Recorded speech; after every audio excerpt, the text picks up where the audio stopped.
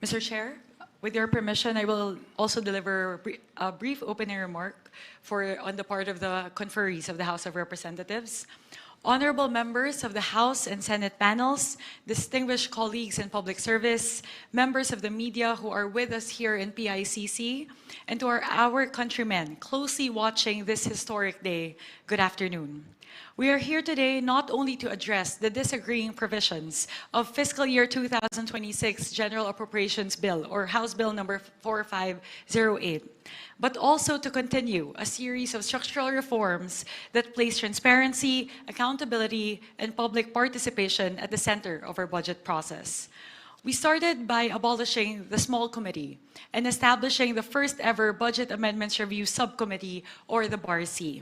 The BARC's over 20 hours of deliberations on institutional amendments were live streamed, and all amendments approved were shown line by line. Moreover, all committee hearings and plenary deliberations were live streamed. We enhanced engagement with civil society organizations and conducted the first ever People's Budget Review. For the first time in recent history, the period of amendments in the House was open to all members, and all amendments were incorporated before the second reading approval. Ang makasaysayang araw na ito, ang pinakaunang araw sa kasaysayan na bubuksan sa publiko ang Bicam, ay sumasalamin po sa paninindigan ng Kongreso na tanggalin ang tabing sa usaping budget at talagang ipakita kung saan napupunta ang bawat piso ng buwis mula sa dugo at pawis ng bawat Pilipino. This is the actualization of the House's commitment since August, even before the budget deliberation started, to open and live stream the Bicameral Conference Committee proceedings. And this is something the House and the Senate leadership have strongly advocated for jointly over the last few months. I would like to discuss key highlights of the House version of the GAB that the House panel puts forth to this Bicameral Conference Committee.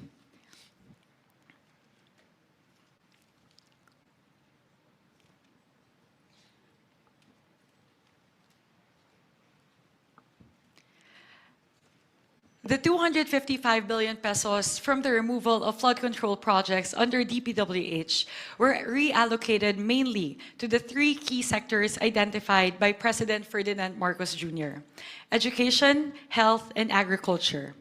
Specifically, 201.1 billion out of the 255 billion pesos, or 79%, went to the following: 56.6 billion towards education, 90.7 billion towards health, and 53.7 billion towards agriculture.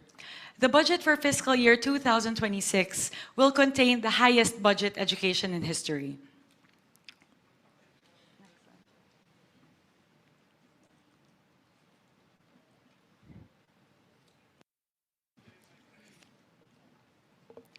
With the 56.6 billion pesos added by the House of Representatives, the total budget for the education sector will be 1.28 trillion pesos, which translates to 4.1% of GDP. This is the first time ever in history that we will breach the 4% international benchmark.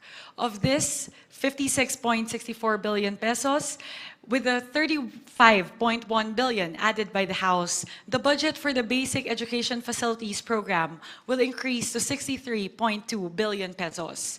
This amount translates to around 25,200 new and rehabilitated classrooms in 2026, or 63% of the 40,000 classrooms envisioned by the President to be built and rehabilitated by 2028. Next, fiscal year 2026 will be the first year that we will be able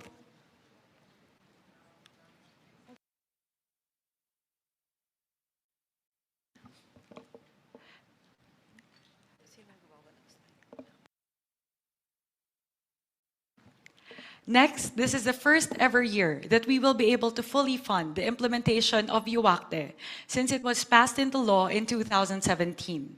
With the 4.48 billion pesos added by the House and the House special provision enabling the use of the 7.82 billion pesos from the Higher Education Development Fund, we will be able to fully fund the 12.3 billion peso deficiency to 113 SUCs in fiscal year 2026. This is something that the SUCs have been clamoring for the past 6 years. With a total funding of 52.2 billion pesos for UACTE, CHED-TES, CHED-TDP, TES the STEP, and TES the TWSP, we will be able to provide scholarships to 2.49 million learners. Next, under the health cluster, with the 90 billion pesos added by the House, the total health sector budget increased to 411.2 billion pesos. With the 60 billion pesos added by the House, the total subsidy for PhilHealth increases to 113 billion pesos, geared towards the improvement of benefits. With the 25 billion added by the House, the total for MAIFIP increases to 49.2 billion pesos to actualize the directive of President Ferdinand Marcos Jr. to provide zero balance billing for indigent patients in government hospitals. Next, under the agriculture cluster, with the 53.8 billion pesos added by the House, the total agriculture sector budget increased to 292.9 billion pesos. Of this, 10 billion pesos is provided for the presidential assistance for farmers and fisherfolk, expected to benefit 1.43 million farmers and fisherfolk. With the 35.5 billion pesos added by the House, a total of 74.5 billion pesos will be provided towards the construction and rehabilitation of farm-to-market roads and irrigation infrastructure. Moreover, 30 billion pesos is provided under RCEF towards the provision of farm mechanization and other inputs. The House also added 1 billion pesos for crop insurance, 2.4 billion pesos for the construction of deep water ports, and 200 million pesos for the implementation of the new Agrarian Emancipation Act. Lahat po ito ay para tulungan ang ating mga bayaning magsasaka na bumaba ang kanilang mga gastusin at mapataas ang kanilang ani at kita. To our colleagues in the Senate, our House panel looks forward to working with you in this bicameral conference committee in crafting a final version of the budget for fiscal year 2026 that truly is responsive to the needs of the Filipino people in our country. I am very hopeful because as we look at the two versions, we both have the same priority areas, which is education, health, and agriculture. Sa atin pong mga kababayan, tinanggal na po ng inyong Kongreso ang tabing sa usaping budget. Ginawa po ng inyong Kongreso ang lahat para siguraduhin na ang budget ay transparent, malinis at may sapat na safeguards para siguraduhin hindi ito maaaring maabuso. Pinapangako po ng inyong Kongreso na ang budget para sa taong 2026 ay mararamdaman ng bawat Pilipino, na ito ay tunay na tumutugon sa pangangailangan ng ating mga kababayan at ng ating bansa, na ito ay isang budget na inyong mapagkakatiwalaan. Maraming salamat po para sa Diyos at Bayan. Maraming salamat, Chairperson Mika, at natutuwa ho ako at kami dahil yung tema ng budget ng Senado ay halos kalintulad na rin o tingin ko parehong-pareho na rin sa tema rin ng budget ng House of Representatives. Kami rin po binigyan ho namin ng malaking atensyon ang sektor ng edukasyon, malaking atensyon ang sektor ng public health at agriculture. At makikita ho natin mamaya sa mga detalye na itong tatlong sektor na ito ay nabibigyan ngayon ng malaking pahalaga para maramdaman ng ating mga kababayan ang tunay na serbisyo ng gobyerno. At ito talaga ang nakikita kong kailangan na kailangan, mga basic necessities, basic services para po sa ating mga kababayan. Tama po yun, Mr. Chair. Yun po yung isa namin na nakita na talagang maganda at alam ko, I'm also very confident that we will be able to craft a version of the budget na talaga pong sumasalamin sa gusto pong mangyari ng ating mga kasamahan pareho po sa Kongreso at sa Senado. Dahil alam ko naman po, yun na rin po yung sinabi sa atin ng ating Pangulong Ferdinand Marcos Jr. noong SONA na sana mabigyan ng prioridad ang human capital development patungkol po sa edukasyon, agrikultura at kalusugan. Kaya makikita naman po natin pareho sa version ng House of Representatives Representatives at na Senado na ang pinakamalaki, ang bulto po na ang pondo ng ating gobyerno ay atin pong ilalaan para po sa tatlong mahahalagang sektor na ito. So, mamaya po, hihimayin po natin yan, Senwin. Alam po natin yan na hihimayin po natin lahat ng mga items patungkol po sa edukasyon, agrikultura at kalusugan. Salamat. In fact, I would like to ask kung meron pong gusto magbigay ng opening statement. We recognize Senator Kiko Pangilinan. Yes, maraming salamat, Mr. Chairman. Mr. Chairman, this is not so much an opening statement as a matter of putting on record that a statement was forwarded to us by the Roundtable for Inclusive Development, RFID, and the People's Budget Coalition, signed by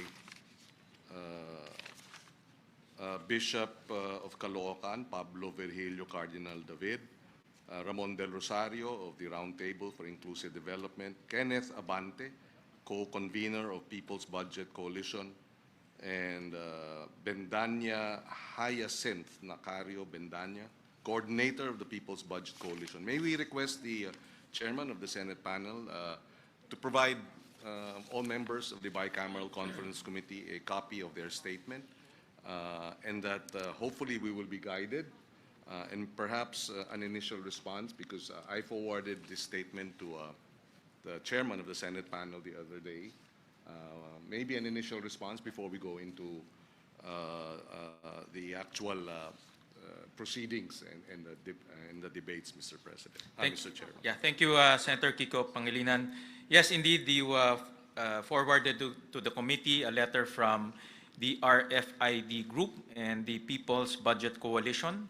And in this letter, meron ho silang 7 items na recommendation ho sa Bicameral Conference Committee and both the Senate and the House of Representatives on how to improve transparency in the budget deliberation. And I made the checklist. Actually, I showed you the checklist. Out of the 7 recommendations, 4 have been fulfilled by the House of Representatives and also the Senate. For example po, all of the documents pertaining to the budget deliberations from the start, ibig sabihin ho, pag-submit pa lang sa Kongreso ng NEP, pag-approval ng GAB, at pati yung Senate version, lahat ho ito naka-upload na ho sa website. No? Dati ho hindi ginagawa yon, ngayon naka-upload ho sa website. So pwede na ho ng ating mga kababayan makita yan in real time. So 4 out of the 7 ay na-fulfill. The rest actually, yung 3 ho ay hindi natin ma-fulfill dahil yung isa, ang recommendation nila nandito yung mga ahensya. No? Sa Bicameral Conference Committee, alam naman ho natin na it's both the House and the Senate ang composition ng BICAM, hindi po yung mga ahensya. But we're happy to work with them to further improve the process. Like what Congresswoman Mika mentioned earlier, na first time to in history. So marami pa ho tayong pwedeng gawin para ma-improve yung transparency process ng budget deliberation. And we're very open and we welcome suggestions, especially from our constituents. Thank you, Mr. Chairman. I just wanted to stress that napakahalaga ng people's participation, citizens' participation in our government deliberations and discussions. And that's why I placed this on record, and that's why I would like all members of the Bicameral Conference Committee to be given copies. Mas maganda at mas maayos ang transparency pagka ang mamamayan mismo ay we engage with citizens groups and organizations in the deliberation of the 2026 budget. Maraming salamat, Mr. Chairman. Maraming salamat, Senator Kiko, for that intervention. Mr. Chair, if we may, on the part of the House, thank you for acknowledging, Chair Win, with regard to the transparency measures that we've already done in the House. It's the same checklist po, right? The 7 items that were mentioned here. So as we mentioned, like all the amendments, we will make sure that it's very transparent as to who will advocate for them. We've done that during the BARC, even during the period of amendments of the House. Ngayon din po makikita natin line by line lahat. So bukas po lahat ng mga amyenda. In terms of the live streaming, pareho naman po, ang Kongreso at ang Senado pareho po tayong nagpasa ng resolusyon patungkol po sa live streaming at yung pagpapublish po ng bicameral report, and minutes and yung matrix po ng disagreeing provisions. So lahat po ito, tulad po ng binanggit po ni Sen Win, ito po ang pinakaunang pagkakataon sa kasaysayan ng ating bansa na binuksan po ang BICAM.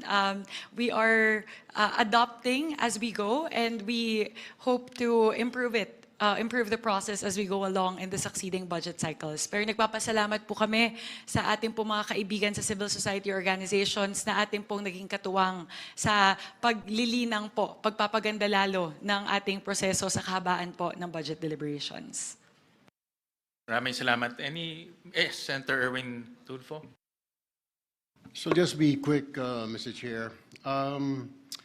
This representation firmly believes that our collective focus must be education and health, and I believe this is the first time the twin foundations of long-term national development, these are not optional expenditures, Mr. Chair. They're strategic investments that determine whether our people merely survive or truly thrive. In education, for example, we are confronted with learning poverty, overcrowded classrooms, underpaid teachers, and a generation struggling to recover from years of disruption. Adequate funding for classrooms, teachers' welfare, digital learning tools, and student support is essential if we are serious about building a competitive, innovative, and resilient nation. In health, the lessons of recent years remain painfully clear, Mr. Chair. Our hospital remains overstretched, our health workers undersupported, and access to quality care remains unequal, especially in rural and far-flung communities. Strengthening primary care, public hospitals, disease prevention, and mental health service must be at the core of this budget if we are to protect both lives and livelihoods. At the same time, we must speak also, Mr. Chair and my fellow members, candidly about infrastructure spending, particularly in flood control projects. While infrastructure has a role in development, we cannot ignore the reality that some projects have failed to deliver protection to our communities, and worse, have been tainted by allegations of misuse and pocketing of public funds. Every peso lost to corruption is a classroom not built, hospital bed not provided, and a life put at risk. This bicameral conference is our opportunity to correct course, to realign resources towards sectors that directly uplift our people, to ensure transparency and accountability, and to restore public trust in the budgeting process. Let us be guided, dear colleagues, not by political convenience, but by conscience. Let us craft a 2026 national budget that places the Filipino learner and the Filipino patient at the center, and that proves this Congress is capable of choosing people over pork and progress over plunder. Thank you, Mr. Chair, and I look forward to a principled and productive deliberation. Maraming salamat, Senator Erwin, for those reminders. Any conferee who want to give Senator Amy Marcos? Yes, maraming salamat sa dalawang chair natin. At maliwanagan lang sana ang minorya. Pagkat wala po akong nakikitang budget ng DPWH at kung talagang transparency ang habol natin, bakit wala rito ang pinagmulan ng pagpopoot at kawalang kampiyansa ng taong bayan sa atin? Dapat mag-umpisa ang usapin dito sa Public Works. Pero wala sa anumang papel, sa 9-page summary, o dito man sa binigay sa atin kahapon lamang na reconciliation of disagreeing provisions. Bakit po walang budget yung DPWH? Ang schedule po ng DPWH ay bukas po. Paano natin malalaman at maihahambing ang iba't ibang mga department kung may kulang? At bakit DPWH lang ang nawawala sa talakayan? Actually, may mga ibang mga items po ho na bukas po itatalakay, katulad po ng mga special purpose funds, and program appropriations. So tomorrow po ay program po nandito. Tomorrow po ang tomorrow ho yung pag-uusapan. Pero narito na. Andito naman yung unprogrammed at hinanap ko talaga. Arito naman yung unprogrammed. Dito sa page 31 ng page 32 na kumpleto, Kaya pinagtatakangan ko bakit yung DPWH wala po. At kung tatalakayin bukas, maaari bang ibigay sa amin ng mas maaga pagkat yung committee report, kung maalala ko, ay mahigit kumulang 1,000 at 500 pahina. Noted po. We'll provide Her Honor the documents ahead of time. Kailan kaya matatapos yung DPWH budget? Kasi yun talaga ang inaasahan ng taong bayan. Assured po na ipro-provide po sa Her Honor at sa lahat po ng conferees, hindi lang po sa Senate but also sa House of Representatives po.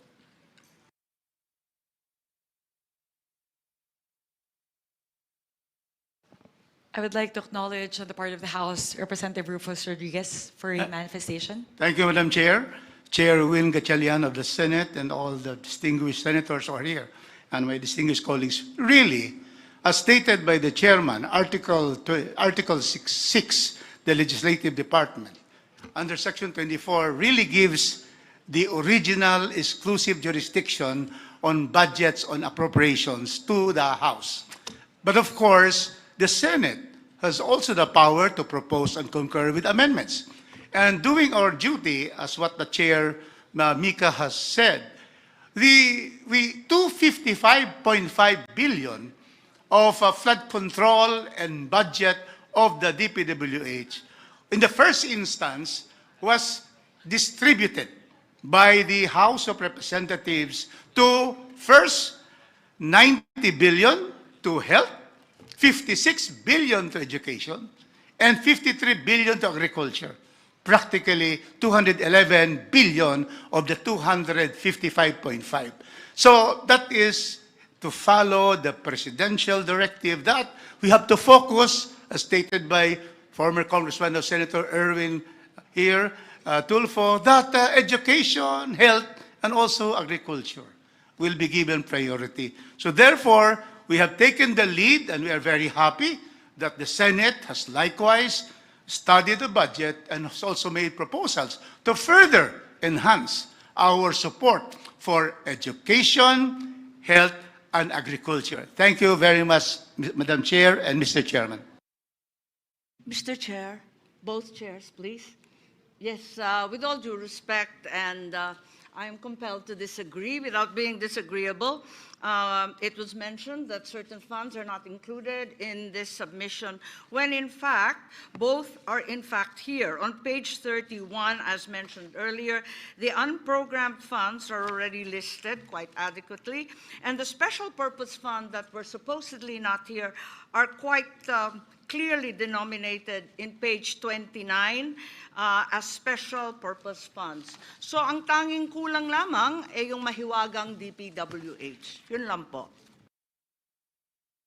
Bukas po, hindi ho lahat ng mga items ho dito matatapos ho natin.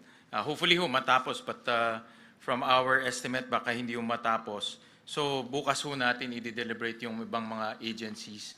Kasama po special purpose funds, kasama na rin po yung mga ibang mga ahensya. Yes, maraming salamat po. Sana bigyan kami ng konting panahon para mabasa ng maigi at mapag-aralan yung lalo na yung DPWH. Maraming salamat po. Alright, maraming salamat po. Any more conferees who want to make an opening statement? Meron pa hong mga... Maybe I should. I wasn't going to. I just wanted to greet all our colleagues in the House of Representatives, both the first termers and those that I've worked with for a very long time. And I was once in your house. We understand and appreciate and recognize the concerns of the district representatives. We are one with you in serving our people in the grassroots. At the same time, we are grateful to the House of Representatives for allocating correctly the more than 250 billion from DPWH flood control to projects which will benefit the people much better, stressing on the importance of education and health. I take note that the House allocated at least 60 billion for education. You will be happy to note that the Senate, through our very hard-working and education-focused chair, even increased it to more than 85 billion.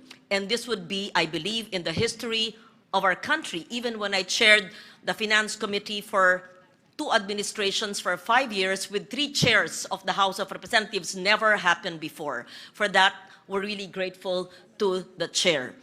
Aside from that, we are grateful to the House as well for indicating in the HGAB the 60 billion bayad utang, which rightfully belongs to PhilHealth. We also take note that in the NEP, there's a 53 billion from the sin tax allocation for PhilHealth. However, let me please put it on record that the 53 billion is an incomplete NEP proposal. Kulang po ng 16 billion per the computation made by the Senate. I appeal to the BICAM to put what is rightfully belonging to health. Attorney Rufus Rodriguez, my lawyer from 20 plus years ago, would agree kung ano po ang batas ay dapat sundin. It is not a matter of unfunded law. That is for the universal health care to take care of. We are talking about the sin tax allocation, which for several years were not funded according to the allocation. Magbibigay ng konti, hindi ipupuno. There is something terribly wrong here. Let me just put on record, Mr. Chair, that there is a 236.91 billion funds missing, which should go to public health, and that's to PhilHealth. And this would include the multi-year earmarking of the sin tax, which were not funded, including the NEP of 53 billion. We also take note that the 2025 GAA did not have the sin tax allocation, which miraculously disappeared in the GAA. We, both houses of Congress, owe that to the Filipino people. Having said that, I will discuss this further when the Health Department is brought on the floor. But let me state our appreciation for restoring in the HGAB the bayad utang when the DOF took out the PhilHealth 60 billion and returned it. Let me just state also later when we discuss the PhilHealth and the health budget that it was returned in the HGAB, and Congress was the one that enumerated the possible utilization of the funds.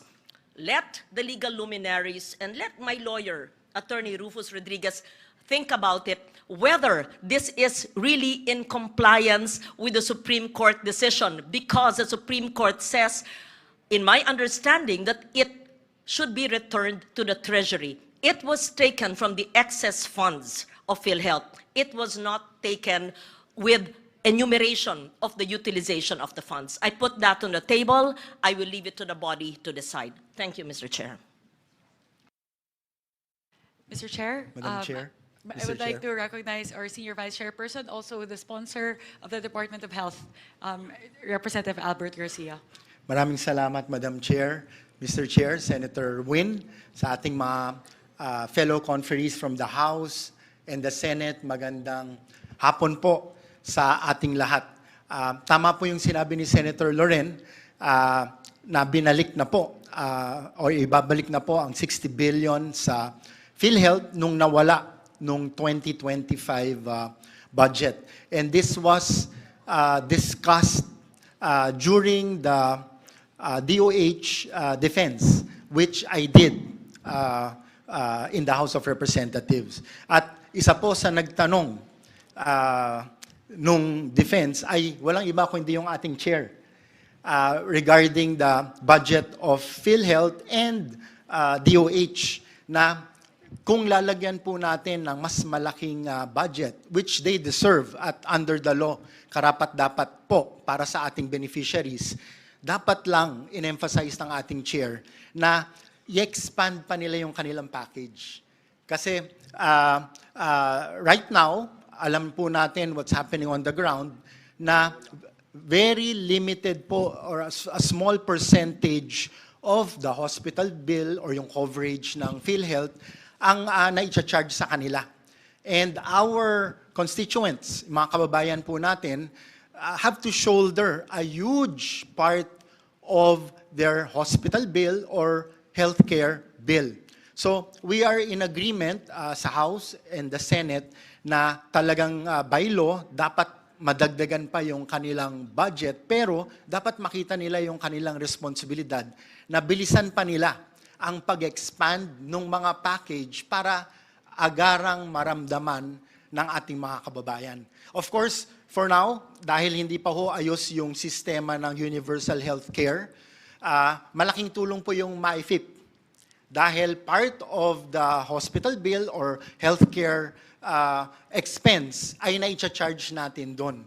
Pero with all these funds going to PhilHealth, I think our people deserve na maging institutionalized na po at malawakan na po kagad o madagdagan na po ang package para konting-konti na lang po yung out of pocket or konting-konti na lang po ang sasaluhin ng zero balance billing ng ating mga DOH and LGU hospitals. So itong responsibilidad na ito dapat ma-emphasize sa leadership ng PhilHealth at ng DOH nang sa ganon ay magawa naman po nila yung responsibilidad nila para sa ating mga membro ng PhilHealth.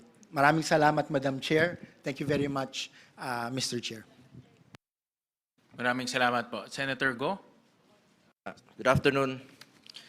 As you all know, I had my reservations on the BICAM report for the 2025 budget. In fact, I did not sign the BICAM report last year. Particularly, I am saddened by the zero budget given to PhilHealth. No? Kumbaga, double whammy po itong nangyari sa PhilHealth. Alam ko po yan dahil 2024, nagkaroon po ako ng 14 hearings including health emergency allowances ng mga healthcare workers. At doon natin nakita na kulang talaga yung counterpart ng PhilHealth sa kanilang mga pasyente. Tama yung sinabi mo kanina, napakaliit pa ng case rates nila. In fact, nung nagkagulo na, nung Disyembre, 2024, nagkaroon sila ng board meeting, tinaasan nila, sa ilang araw lang ng board meeting, tinaasan nila yung case rates. Kaya pala nilang taasan yung case rates sa ilang araw, Disyembre. Kung ginawa nila yun nung Enero pa lang, tinaasan yung case rates, wala sana silang excess funds na wawalisin ng National Treasury. Nung winalis ng National Treasury, nung July, doon tayo nagkaroon ng hearing, doon tayo na-alarma, at may nag-file sa Supreme Court, salamat, at finally, na-desisyonan po na, sabi ko nga nung panahong yon, it might be legally acceptable then, but morally unacceptable dahil marami pong pasyenteng naghihirap na walang pambayad sa hospital. Kung kaya nilang taasan yung case rates noong Disyembre, wala silang excess funds, walang kukunin. Anyway, tapos na po yun. That's water under the bridge. Ang problema ngayon, nagdesisyon po ang Supreme Court ngayon na ibalik po yung pondo na 60 billion. Refund po ito. Ibig sabihin, dapat sana'y magamit ka agad ito. Ginawa pong appropriation na sa 2026. How about the 2025 na zero? Ilan po kayang mga pasyente ang na-deprive naman po doon sa zero budget po ng PhilHealth noong 2025? Kaya po, isa sa dahilan na hindi po ako pumirma noong 2025. Maybe ma-address po ito ng BICAM. Paano po yung double whammy na yon? 60 billion, ibabalik sa 2026. How about na zero noong 2025? At kung maaari, mabigay na po yung hindi na ibibigay. Dahil nasa syntax law po itong earmarking, about 200 billion pa po mahigit ang hindi nabibigay since 2023. Ilang pasyente po ang matutulungan nito, ilang buhay po ang masasalbar sa pondong ito na alam naman natin nung 2024 nung kinuha po yon yung 60 billion medyo nahalo-halo na kung saan ginamit. May nagsabi na ginamit po sa health emergency allowances, but the truth is it was pinulled po siya, tapos ginamit po sa iba't ibang... kaya isa po ito sa dahilan na hindi talaga ako pumirma nung 2025 dahil ang sakit na zero mo yung PhilHealth. Pinaglaban nga natin na wag kunin yung excess funds ng PhilHealth. Hindi naman excess yun eh. PhilHealth yun, klaro naman, health para sa Pilipino po yun. Hindi excess funds po yun. Sana po yung ma-address rin po ito ng Bicam. Salamat po. Madam Chair, if I may. I would like to recognize our minority leader, the Honorable Marcelino Libanan. Thank you, Madam Chair. Just for the record, yung HGAB ng House for 2025, hindi po binawasan ang PhilHealth. Iwan ko kung saan na po nabawasan yun. Maraming salamat po. Yun nga po yung sinasabi. Mabuti na lang po, no? I commend the both houses na nagkaroon tayo ng transparency ngayon na bukas yung Bicam. Hindi katulad last year na pag bukas ng Bicam, pag hindi na namin alam, tinawag na lang kami, sasara na yung Bicam. So hindi kami pumirma. Ba't kami pipirma? Hindi nga namin alam ano pinag-usapan. Salamat. At ngayon maririnig na po ng taong bayan ang pinag-uusapan dito. It has been my call for a participative budget process. Dapat talaga involved ang ating mga kababayan sa bawat proseso. Pera po ng taong bayan ang pinag-uusapan dito, kaya dapat alam nila yung anong prosesong ginagawa. This is in line with Section 28, Article 2 of the 1987 Constitution, which declares that the state adopts and implements a policy of full public disclosure of all its transactions involving public interest. Napakahalaga po yan at Section 7, Article 3 of the Constitution provides that the right of the people to information on matters of public concern shall be recognized. Salamat po. Meron na tayong ino-observe na natin this year po yan. Last year, wala po. Tama po si Congressman Libanan. Sir, tama po kayo na last year may pondo. Paglabas sa Bicam na zero na po. Yun po ang ating ikinalulungkot dahil hindi po kami nakaparticipate po sa Bicam. Nag-opening hanggang pagsasara. Hindi po ako pumirma noon sa Bicam, for the record. Salamat po. All right. Any more opening statements? Kung wala naman po, pursuant to Article 6, Section 24 of the 1987 Constitution, which provides that all appropriations, revenue, or tax bills authorizing an increase of public debt, bills of local application, and private bills shall originate exclusively in the House of Representatives, but the Senate may propose or concur with amendments. The House Bill number 4058, as approved by the House of Representatives, will be used and flashed on the screen as the base bill. Consistent with our observed practice and in accordance with this constitutional provision, the Senate made its amendments directly to the House bill. The House of Representatives has been provided with the amendments to the House Bill number 4058 as approved by the Senate on third reading. Electronic copies were transmitted on December 9, 2025, and hard copies were delivered on December 11, 2025. To maintain an orderly discussion, we will tackle the budget on a department/agency basis. We request that interventions be made at the appropriate time as each agency is called. And if may I suggest to Congresswoman Mika, I heard in her opening statement that the House had made significant improvements to the National Expenditure Program. It's good to highlight those improvements so that our constituents can see the efforts and the interventions that the House of Representatives made to the different departments in order to make the budget more efficient and also improve the delivery of services.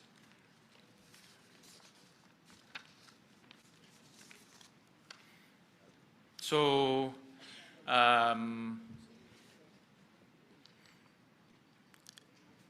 we will flash on the screen the General Appropriations Bill.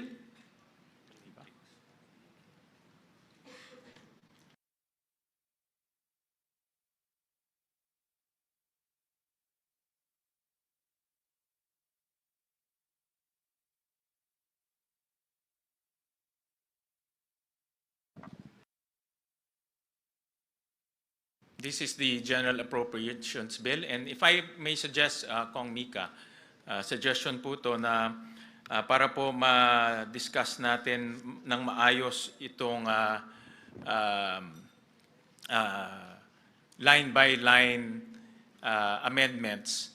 Ang suggestion ko po, umpisahan ho natin sa mga improvements na ginawa po ng House sa National Expenditure Program para makita naman po ng taong bayan yung kanina pong ifinlash ho ninyo na improvements in the different departments. And I suggest we start off with the education sector kasi yan po yung ating common direction, no, for the two chambers.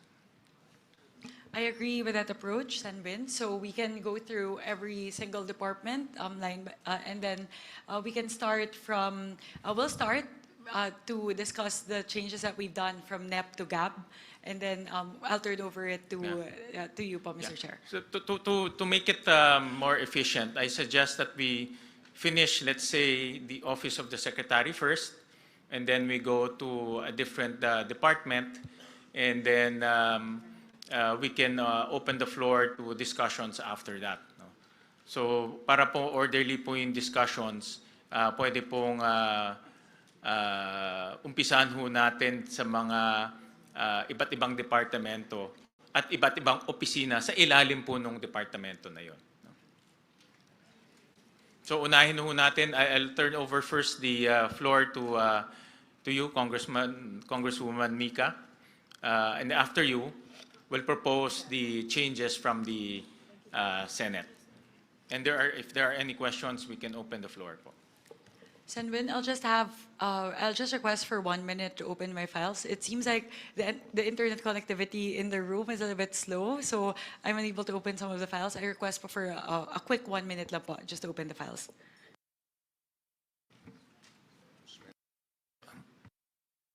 One minute suspension.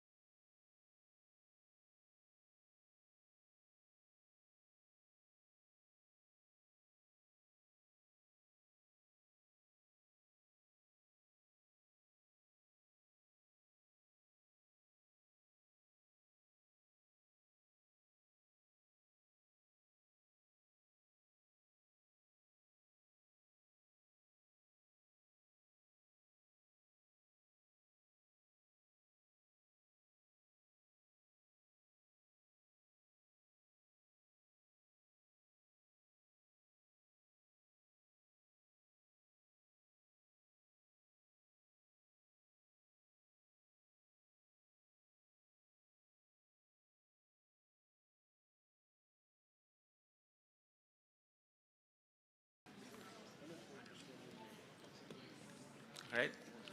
So we recognize Chairperson Mika Swansing. Thank you very much, Mr. Chair. We would like to put forth the amendments proposed by the House of Representatives as reflected in the HGAB, particularly with regard to education. As we discussed, we'll first focus on the proposed amendments under the Office of the Secretary.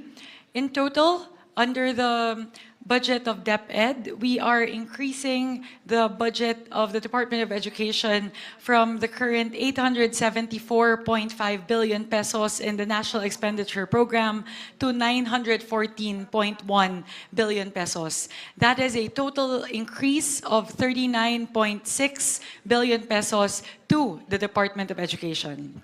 What are the components of the increase? The first would be the under administration of personal benefits for overtime pay for teachers, honoraria for teaching overload, relocation allowance, terminal leave benefits.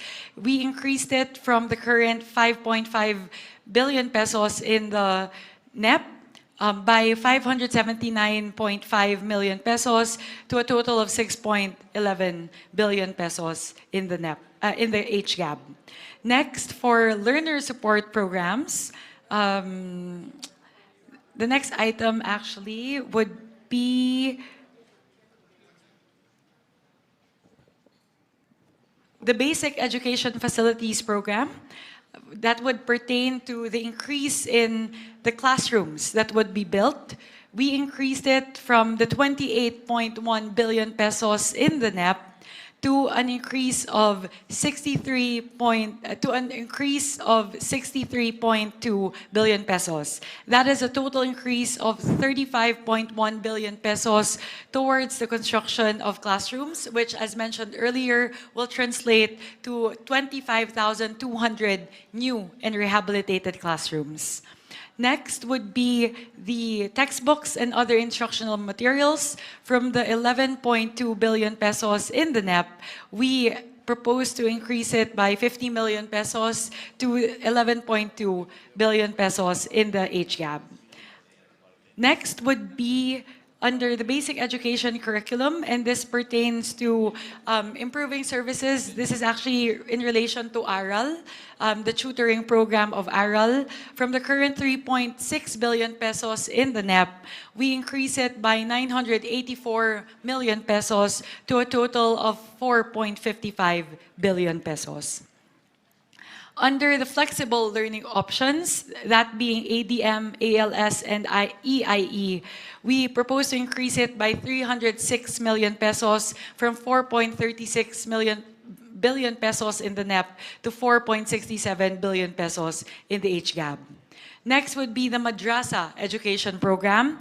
We propose to increase it by 26.25 million pesos from the current 495 million to 521.7 million pesos. Under the school-based feeding program, from the current 11.78 billion pesos, we propose to increase it by 1.83 billion pesos, thereby putting school-based feeding program at 13.6 billion pesos. And lastly, this is pertaining to the Palarong Pambansa. We propose to increase the current allotment under the physical fitness and school sports from 481.6 billion pesos up to 531.6 million pesos. So in total, Mr. Chair, that would be an additional increase of 39.61 billion pesos towards the Office of the Secretary under the Department of Education. So the biggest increase, if I were to summarize lang po, Mr. Chair, ang pinakamalaki po nating ilalaan ay kadagdagang 35 billion pesos para po sa pagtatayo ng kadagdagang 25,000 na mga classrooms, 25,000 classrooms, at para po sa school-based feeding program. Magdadagdag po tayo ng 1.83 billion pesos para mas dumami po yung bilang ng araw na pwede po nating mapakain yung mga estudyante sa mga paaralan. Yun po, Mr. Chair, those are our main amendments pertaining to the Office of the Secretary. Maraming salamat, Congresswoman Mika. At maraming salamat po doon sa mga improvements at increases na ginawa ng House of Representatives sa National Expenditure Program. So on the part of the Senate, ito po yung mga proposals po ng Senate for the Department of Education, Office of the Secretary, to the amount of 958 billion pesos, and the composition of the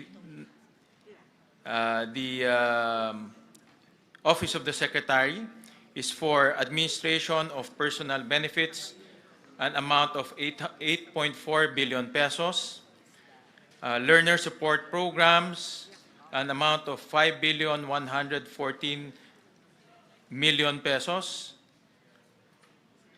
Child Protection Program, 89 million pesos.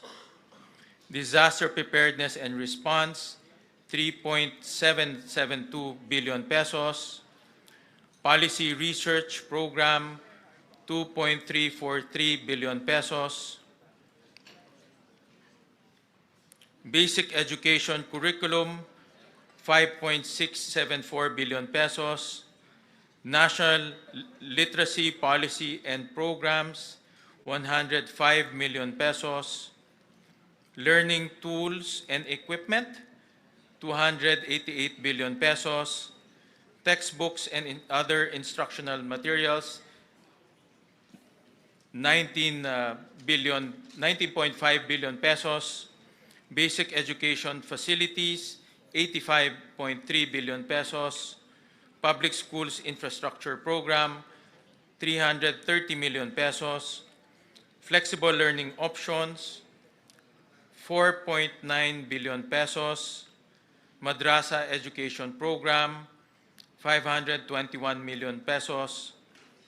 School-based feeding program, 25.6 billion pesos. Ito po, in-increase po ng Senado para po ma-increase yung number of days from 120 days to 200 days for kindergarten and grade 1.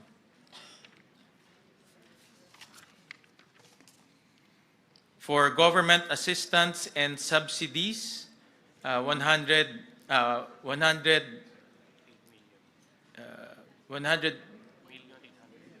million 800 for School Innovation and Improvement Fund to all DepEd schools, 2.289 billion pesos. To Human Resource Development and Personnel in Schools and Learning Centers, this is 4.6 billion pesos. Projects for learning, upgrade, support, and decentralization,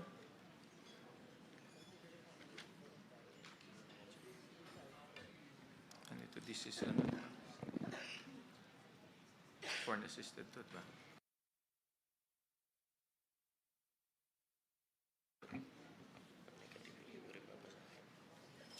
Ito no change ba?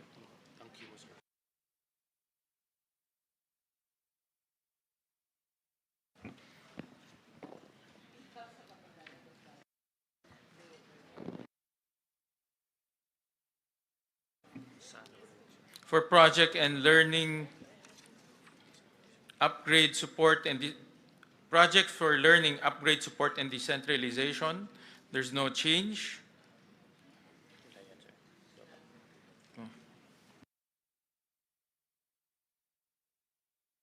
For physical fitness and school sports, ito po yung palarong pambansa, 739 million pesos.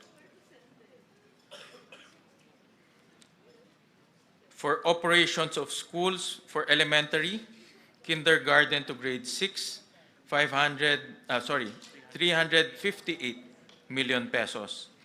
For operations of schools, junior high school, grade 7 to 10, 100 97 million pesos, billion pesos for operations of school, senior high school, grades 11 to 12, 69 billion pesos. And then we realigned the last mile schools to the basic education facilities. So those are the proposals of the Senate. Thank you very Any much, comments? Mr. Chair. Yeah. We'd like to open the floor for comments from the body. Both proposals have been put forth. Maybe a request for any comments from the conferees. Mr. Chair, Madam Chair.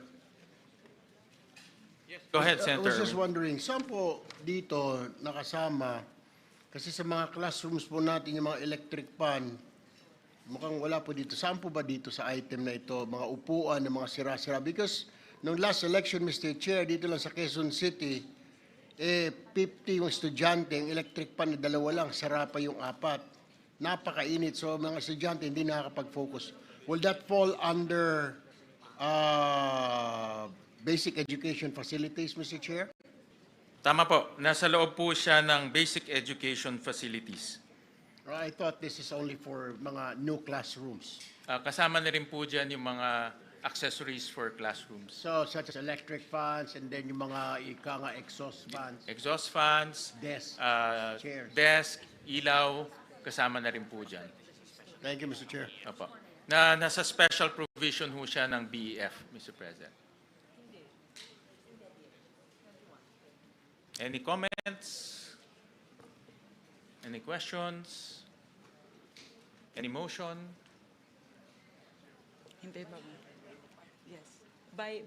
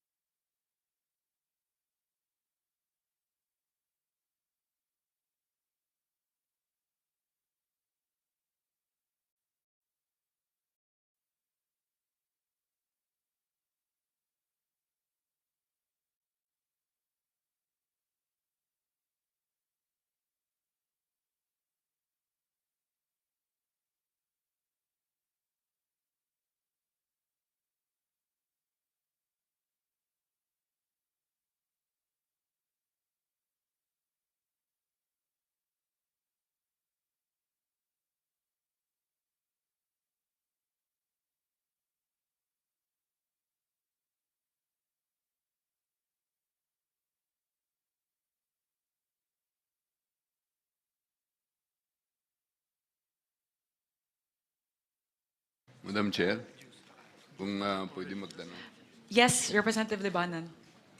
In line with the question of Senator Erwin, maraming schools po natin na nangangailangan ng TV sets at saka Wi-Fi na facility. Saan po dito? Dito rin po ba sa basic education facilities? That is a different line item po. Under DepEd, there is a different digitalization component in the budget. So meron po doon na ICT, specifically for the provision of Wi-Fi to the different schools all throughout the country. So meron din pong pondo para doon. Thank you po. Ang sinasabi po ninyo, sorry Mr. Chair, Madam Chair, yung digitalization project na nasa NEP, iba pa yung ITC na sinasabi mo? I'll pull out po, Kasi Senator. nahihirapan ako dito sa format po, Mr. Chair, Senator Gatchalian po. Kung maari, in the interest of true transparency, I think it's basic that we include the NEP or the President budget of 2026. It's most confusing to merely see the Congress and the Senate versions. Also, we should be allowed to compare it to the JA of 2025 para maliwanag ang kwenta. Kasi hindi maliwanag po ang kwenta rito. Ang pagkaalam ko, hindi nakasulat dito, pero dun sa NEP, 16.48 billion, tama po ba yung digitalization na tinatanong ni Congressman Libanan, ni Nonoy? Particularly po, doon sa internet subscription services, 5.8, tama po yun, at a total of 16 billion pesos. Info and communications technology or laptops amounting Yes. to 8.9. At yan ay hindi dinagdagan o binawasan ng Kongreso at ng Senado. As is lang, maintain lang yung NEP. Tama po ba? Tama po yun. Okay. Kung maari lang sa ating mga chair, hinihingi ko lang na sana ilagay yung GAA 2025 na maintindihan natin yung NEP 2026 dahil konting paggalang sa sinumite ng ating Pangulo. At eto nga, yung basic education facilities, medyo ito ang mabigat ang galawan, ano? Kasi nakita natin dito sa GAA 2025, 28.1 billion noong 2025. Tapos, nung NEP, 28.056 ang linagay ng Pangulo at ng DBM, pagkat alam din natin na 22 lang ang classroom na ipatayo. At ang disbursement rate nila ay bagsak na bagsak sa 23%. Ngunit dinagdagan ng Kongreso ng 63 billion mahigit at lumobo pa sa Senado ng 85 billion. Hindi ako tumututol sa pagdagdag ng classroom.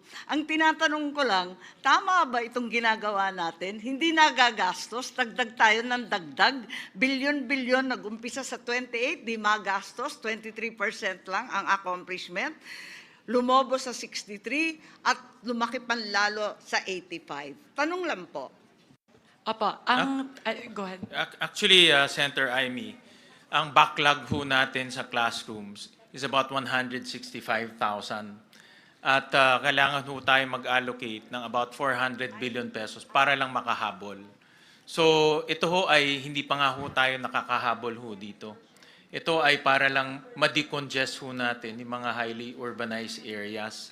Ang magiging method at mekanismo ng Department of Education ay papasok po sila sa number 1, PPP, number 2, counterparting with the LGUs, number 3, counterparting with the CSOs, number 4, counterparting with NGOs.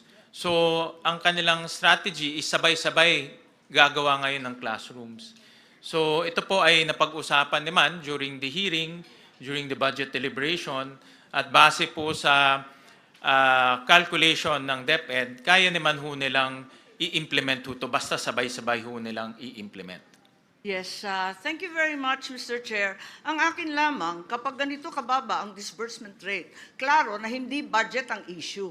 Walang kakayahan ng DepEd magpatayo ng ganyang kadami at ang public works man. Sabihin na nga natin na iba-iba ang gagawin ng PPP, ng NGO, CSO at iba't iba pang tropa, LGU. Ang tanong ko po, wala namang maliwanag na plano. Kasi ang totoo, nagawa na po natin to. Hindi naman sa pagmamalaki, pero yung massive school building program po ng dekada 70, alalay po ako noon ng ama ko at nakita natin na new technology sa building ng prefab nung panahon na yon. Sa ngayon, wala naman tayong sinasaad na modular or ibang prefab na technology or smart technology na napakarami ng foam concrete at kung ano-ano pa. Wala naman nababanggit na ganon. At dyan tayo makakamura, alam natin yan. Ikalawa, wala namang prioritization, yung color-coded po ng DepEd. Kabisado po natin yan. Galing tayo sa LGU, hindi naman ganun kaliwanag. Pagkatapos, wala namang kaakibat ito na programa para sa ating teachers. Hanggang ngayon, alam naman natin, teacher natin, ang baba-baba ng sahod. So, marami pong dahilan. At ang paglalagay ng napakalaking budget, baka hindi ito ang tanging sagot lamang. Yun lang po, obserbasyon lamang.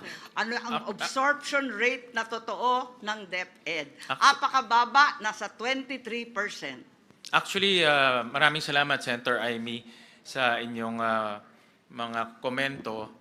At actually, ang nangyari ho kasi, merong special provision na ibinibigay lang exclusively sa DPWH ang construction.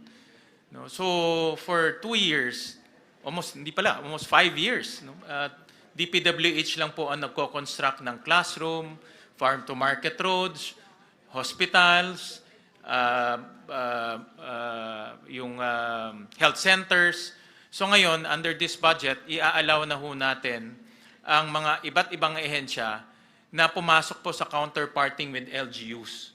No? Kung gusto ho nilang makipag-partner with LGUs, pwede ho sila mag-partner para ho mabilis yung construction dahil ang LGUs ho, alam naman ho natin, mas mabilis ho mag-construct.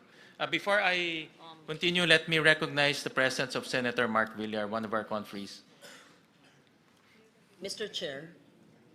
Yes, we appreciate the concerns of Senator Marcos, and as the chair mentioned, there are several options that Secretary Angara had mentioned in our hearings and in plenary, and that would be including letting the local governments implement the school building program, and we appreciate that. And in fact, Senator Aquino, I think, and Senator Pangilinan mentioned also about the possibility of CSOs and PPPs with accredited private sector partners. So, having said that, if there's no other question, Mr. Chair, I would like to move for the DepEd Office of the Secretary budget to be approved. Mr. Chair? Oh, Yes. yes, I have Senator Tulfo. one quick question. Kanina ko pa po hinahanap dito sa Office of the Secretary. Ito po yung mga hinihingi lagi ng mga teacher, ng mga PTA sa mga estudyante sa public schools.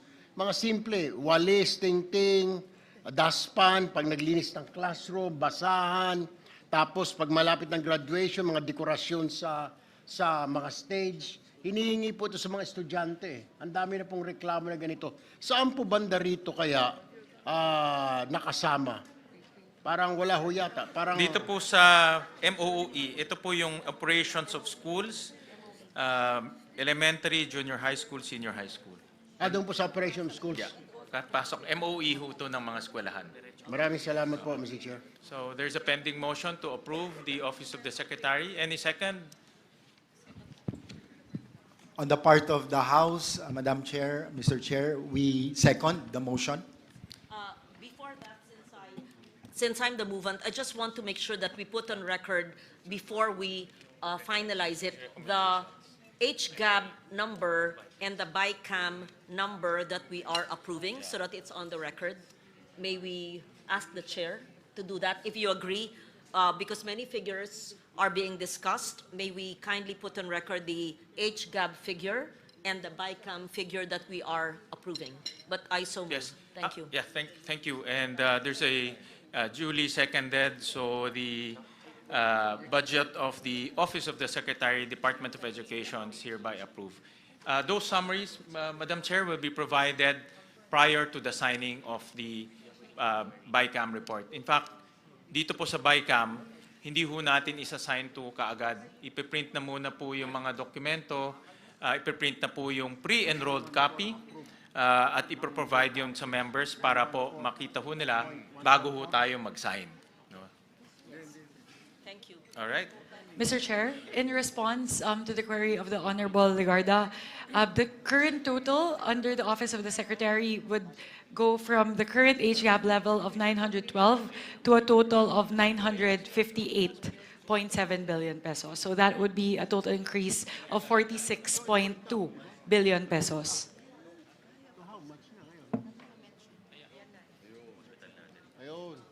May I ask for 1 minute suspension, please?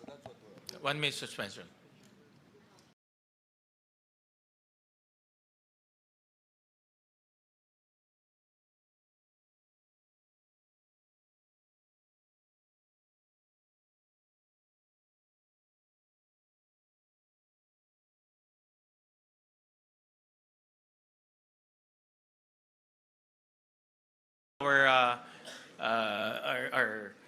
Our meeting. So we go to the National Academy of Sports. Chairperson Mika, do you want to highlight the improvements, if there are any? Thank you very much. For the National Academy of Sports, actually on the part of the House, Mr. Chair, we retained all the items from the NEP to the HGAB. So the current amounts for the two items mentioned here, promotion, development, and implementation, would be 128.8 million pesos, and for general management and supervision, 115.5 million pesos. So we retained the NEP levels for both of these items. Thank you very much, Chairperson Mika. On the part of the Senate, the budget proposal for the National Academy of Sports is 540 million pesos. And this is composed of promotions, development, and implementation of quality and enhanced sports integrated secondary program, general management, and supervision. Let me just dictate. For promotions and development is 344 million pesos. For general management and supervision, 194 million pesos. So any questions, any comments? Hearing none, any motion?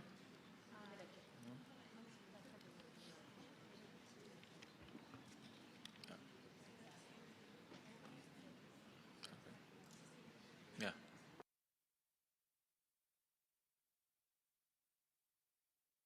Yeah. Any motion to approve National Academy of Sports?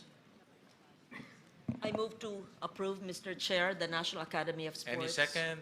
Second. Duly seconded. The National Academy of Sports is hereby approved. The National Book Development Board, For the National Book Development Board, Mr. Chair, among the 4 items mentioned here, we propose an increase in the general management and supervision by 40.3 million pesos, which brings the total to that. So here for the National Book Development Board, the levels under the HGAB would be 40.3 for the general management and supervision, 7.5 million for the policy development, 91.6 million for capacity building, and 12.5 million for administration of awards.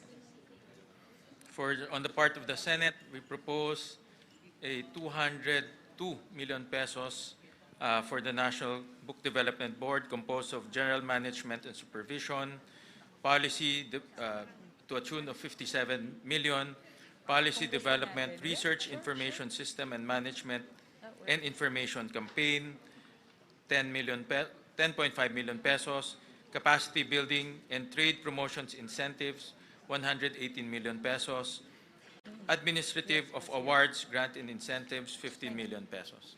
Any questions? Any questions, po? Mr. Chairman. Yes, go ahead. Yeah, I move for approval of the proposed budget for the National Book Development Board to the tune of a total of 202 million, with a breakdown as stated by our chair, Wing Gatchalian. So move. Thank you. Any second? I second the motion. Mr. Second. Chair. Thank you. The duly seconded, the budget of the National Book Development Board is duly approved. And the motion of Congressman Rufus is perfect, being a former member or a former participant and advocate of the National Book Development Board. And the first, Mr. Chairman, the first legal counsel The of first legal NBDB, counsel pala. because I was a lawyer and I was the lawyer of the Publishers Association of the Philippines, and we drafted the bill. Thank you. Alam ko, malapit po sa puso ho ninyo ang book development, book publishing industry. Next will be the National Council for Children's Television. On the part of the National Council for Children's Television, the House proposes the retention of the items stated herein in the HGAB from the NEP. For general management and supervision, 21.9 million, and for child-friendly television development services at 49.3 million. The Senate proposes a 116 million budget for the National Council for Children's Television, composed of general management and supervision, 26 million, child-friendly television development services, 89 million. Any questions? I move, Mr. Chair, that we approve the National Council for Children's Television budget. Any second? Second.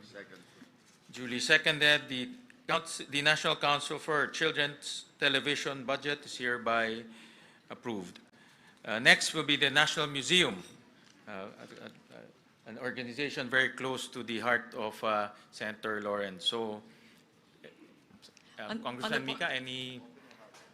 On the part of the House, under the National Museum of the Philippines, we propose the retention of the NEP levels from the current 811.9 million pesos.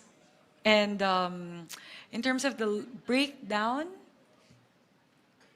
we propose to retain the 423 million pesos lodged under General Management and Supervision. Thank you for that. The Senate proposed a 986 million peso budget composed of general management and supervision of 468 million, a locally funded project, development of National Museum of the Philippines, NMP, General Aniceto Lacson Ancestral House, Talisay City, Negros Occidental, of 50 million. Another LFP, development of Calibo, Aklan, 20 million pesos. Another locally funded project, development of NMP, Coronadal and Lake Cebu, Cotabato, South Cotabato, Phase 2, 40 million pesos.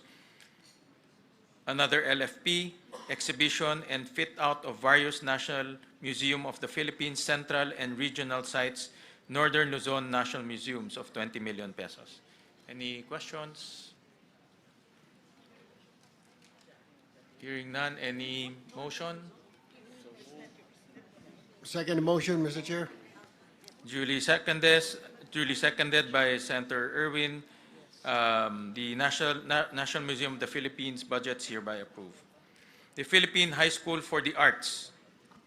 For the Philippine High School of the Arts, on the part of the House, we propose the retention of the current level in the NEP, which is 157 million, 95 million under General Management and Supervision, and 53.9 under operation of the Philippine High School for the Arts. The Senate proposed a 218 million peso budget for the Philippine High School for the Arts. General Management and Supervision, 150 million. Operation of Philippine High School for the Arts, including outreach, screening, student exchange program with other countries, and production activities, 59 million pesos. Any questions? Or a motion to? Mr. Chairman? Yes. Mr. Chairman, I move to approve the 218 million appropriation for the Philippine High School for the Arts. Any second? Second motion, Mr. Chair. Duly seconded. The budget for the Philippine High School for the Arts, duly approved. The Teacher Education Council. On the part of the House, under Teacher Education Council, we propose a retention of the current NEP level at 207 million, 163 million under Quality Teacher Education Services, and 44.4 million under General Management and Supervision. The Senate proposed a 562 million peso budget composed of Quality Teacher Education Services, 516 million pesos. General Management and Supervision, 46 million pesos. Any questions or motion? Mr. Chair, quick question lang po. Itong Quality Teachers Education Service, ito po ba ay kasama dun sa training ng mga teachers natin, further education, yung mga masteral nila? Because ang dami tayo mga teachers last year na naloko po dito sa Region 4B at saka sa Mindanao, nagkuha ng masteral, pero fake pala yung eskwelahan. And they have to make loans, Mr. Chair. So kung ito ay, this will fall under this category, then magagamit ng mga teachers natin for advancement and for promotion, Mr. Chair. Tama ho kayo, ito po ay para po sa mga pre-service and in-service teacher training. First time po na magkakaroon ng ganitong budget ang TEC para po tuloy-tuloy po yung pag-training po ng ating mga teachers. So kukuha ho sila ng 720 teacher scholars with this budget po. Thank you, Mr. Chair. All right, any motion? Therefore move, Mr. Chair, that we approve the Teachers Education Council budget. Any second? Second. Duly seconded, the budget of the Teacher Education Council is hereby approved. So we go to state universities and colleges.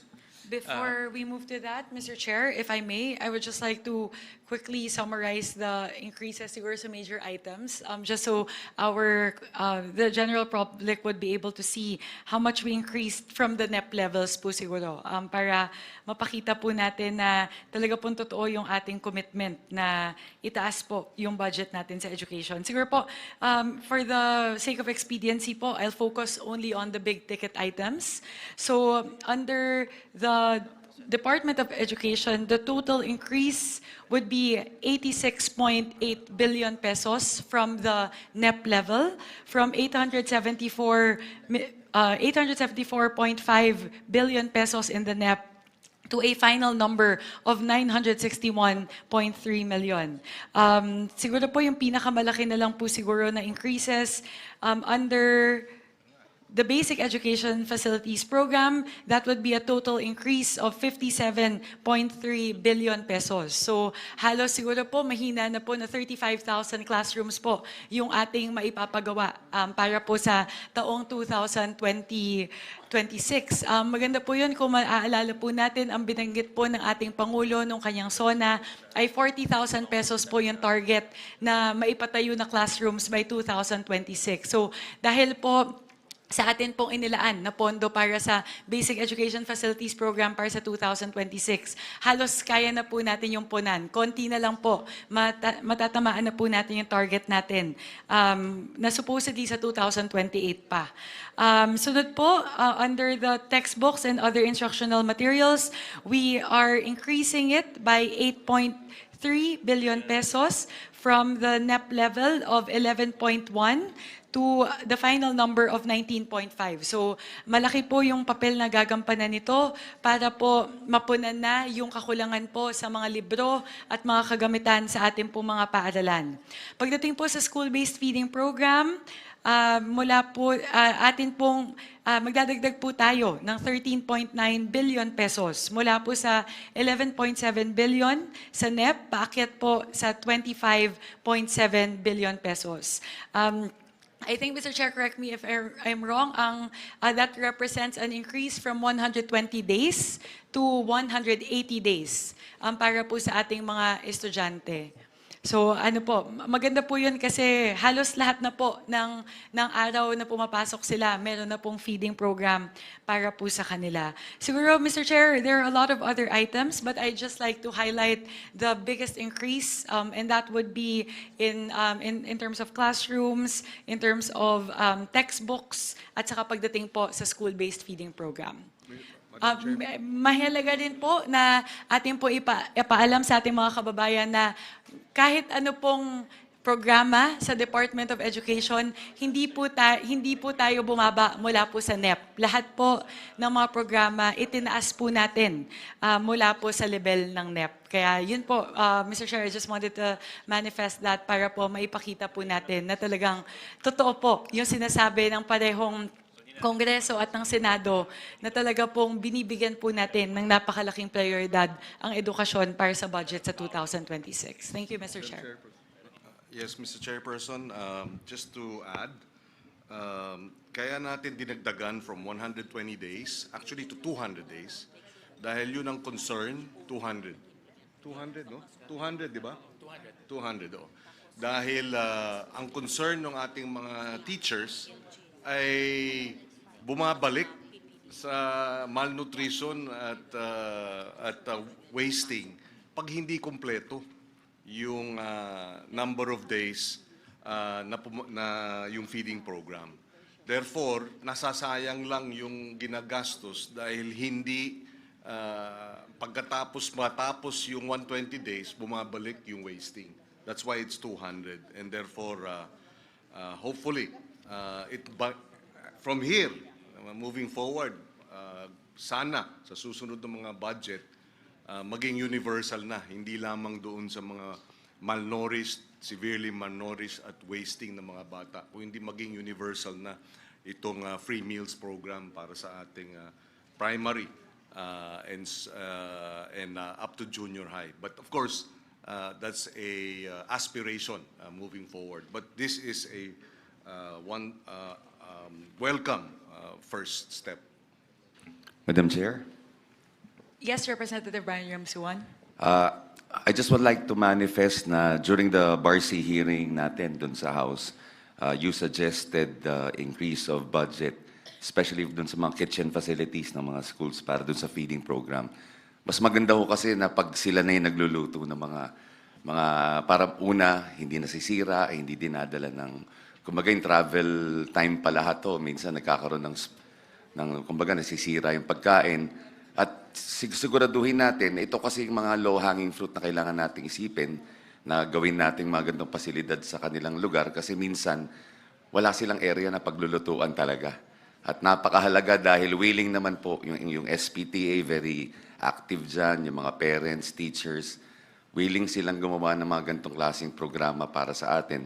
If we can encourage all the SPTAs all over the country to do the same and with an increased budget, I think gaya na sinabi niyo, Senator Kiko, one step closer tayo dun sa dream na ma-achieve natin itong mga ganitong klaseng programa. Mr. Chairman, just to add very quickly, in the deliberations in the Senate with Secretary Sani Angara, he has also reassured us or assured us that he will cascade to the regions yung purchases ng feeding programs na ito.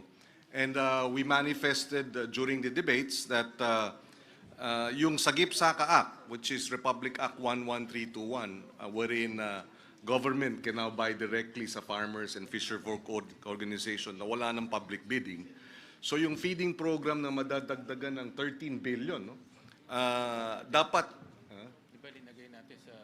yes, yung milk feeding program, plus yung actual feeding program sa ating primary schools, dapat a significant portion of the budget should be allocated for purchases directly sa mga local farming and fishing communities para sariwa ang pagkain at nakakatulong pa sa ating mga local producers, ang ating mga magsasaka, mangingisda, and therefore the local economy will also benefit. Maraming salamat, Senator Kiko. So we go to SUCs and state universities and colleges. We start with the University of the Philippines, the University of the Philippines System. Mr. Chair, I just wanted to ask about this because there are 113 SUCs. If we go through each one line by line, that would be at least 1,000, like 500 line items that we have to go through. So my recommendation po, Mr. Chair, if I may, since there are substantial changes in the UP system, we can take that up separately. But as to the rest of the SUCs, perhaps we can tackle it by region. Kasi po medyo 113 SUCs po ito.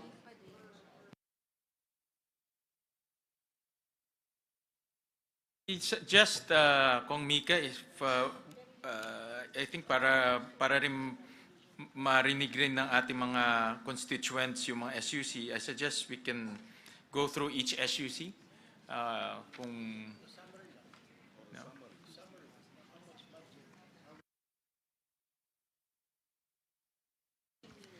No, we're just, Mr. Chair, my suggestion is we'll just mention the total amount of budget for each SUC. Actually, ang per SUC will have about 2 or 3 locally funded project. You know, so I think it's manageable if you ako ang tingin ko But manageable. I just based off the quick estimate of Sen. Lauren, that would be 2 hours just on the discussion of the SUCs if we go line by line. But if we take the suggestion of Sen. Erwin po, we'll do, if we can do just the totals for the SUCs instead of going through every single line item under each SUC. I suggest we can go, the House can go through one one pass with all SUCs, and then we go one pass with all SUCs instead of Okay. approving it one SUC per Yes. SUC. Kung mapagod yung chair, pwede si Kong Christine, pwede si Kong Maricar, pwedeng si Attorney Rufus. Ayun, sige. Per region. No, pwede nga. Then we just approve it after. Yes, Para yes. tuloy-tuloy If there are any binabasa. questions, then we Sige. can ask, we can take questions after the SUCs. Babasahin lang. Sige po. Let's do that. So we'll do one quick pass on all the SUCs. First would be the University of the Philippines system. We propose to add an additional 1 billion pesos for Project NOAA. And this one po actually, while it's lodged under the UP system, so I'll ask for permission just to elaborate on this point a little bit because it's very important for both houses. For Project NOAA, while the funding is lodged within the UP system, we actually increased the funding for Project NOAA for the benefit of the whole country and all the agencies, primarily the DPWH. Ang hinihingi po natin sa Project NOAA, kapag binigay na po natin yung pondo na to, is for them to work more closely with the DPWH in terms of refining the way that flood control projects are designed and monitored. Ang pangako po ng Project NOAA sa atin, alam ko pa binanggit din po nila sa hearing nila sa Senado, ay kapag nabigyan po sila ng sapat na pondo, they can actually help DPWH design the flood control project. So, hindi na po magkakaroon ng pagkakataon na makakapaglagay po ng flood control project sa lugar na hindi naman talaga kailangang lagyan. They will be able to simulate a particular area and pinpoint exactly up to the coordinates level where a flood control structure should be placed. Aside from that po, they will be able to simulate the height that is required to actually mitigate the flooding in that area. So yun po yung pinakahinihingi natin sa Project NOAA na sana po sa pamamagitan ng 1 bilyong piso na ating pong ibibigay sa kanila sa susunod na taon po sa taong 2027, mas maganda na po yung pagdisenyo ng mga flood control at flood mitigation systems. So that would be our amendment under the UP system, under Philippine Energy Research and Policy Institute. Actually, we don't have amendments in that. For the National Capital Region. Mr. Chair. Yes, Madam go ahead Chair, po. may I intervene?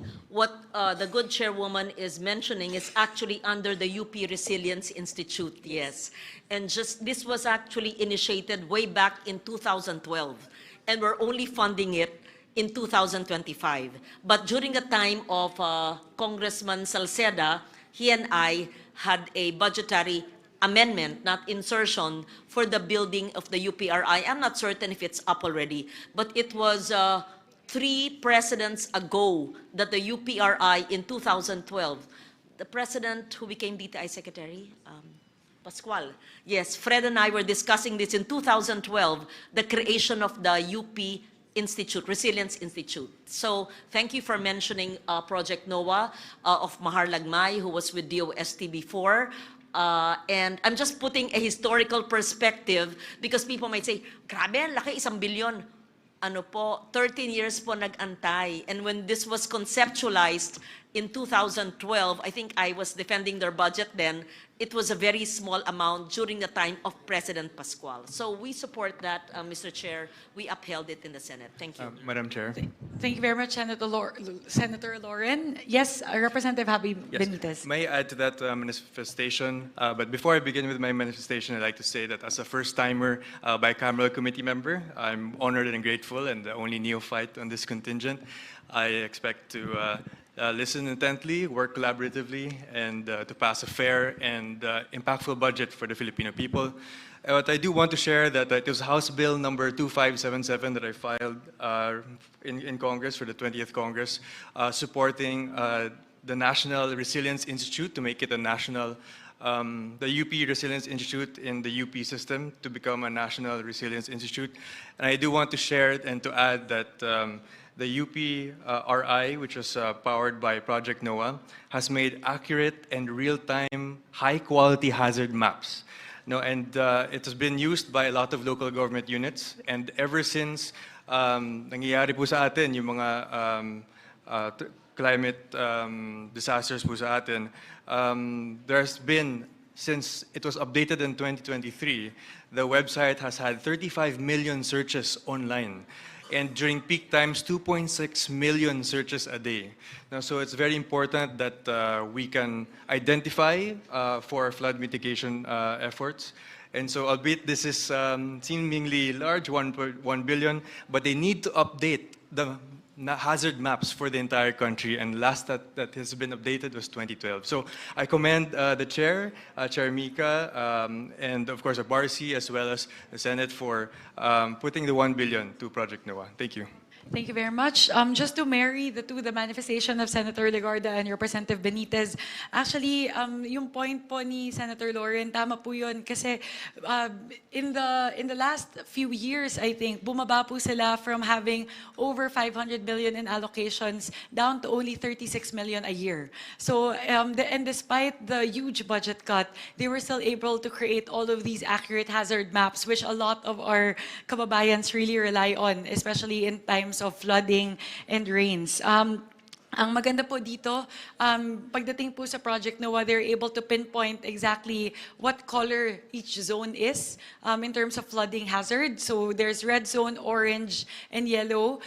So ang pinag-uusapan po sa DPWH ay pwede pong pagbasihan yung hazard maps ng Project NOAA para po malaman kung saan lang pwede maglagay ng flood control structures sa mga susunod na taon. So just to marry po, send with the manifestations of Representative Legarda and Senator Legarda and Representative Benitez. Moving on, Mr. Chair, after the UP system, we go to the schools under the National Capital Region. On the part of the House, we propose an increase to the Polytechnic University of the Philippines of an increase of 55 million pesos from the current 3.623 million in the NEP to 3.67 million. Where's the other 30? I'm missing. For the under the Ilocos region, we propose an increase of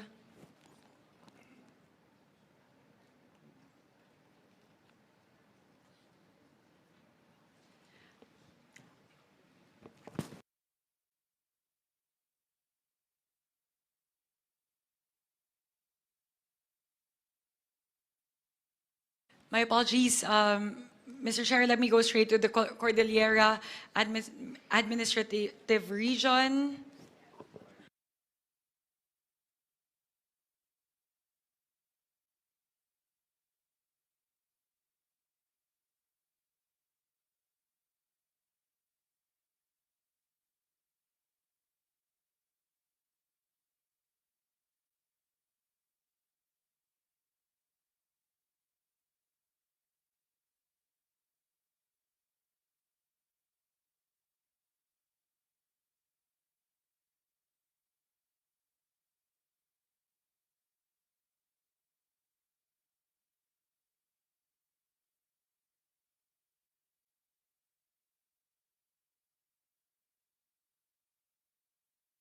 Mr. Chair, may I request for a minute suspension? Session suspended.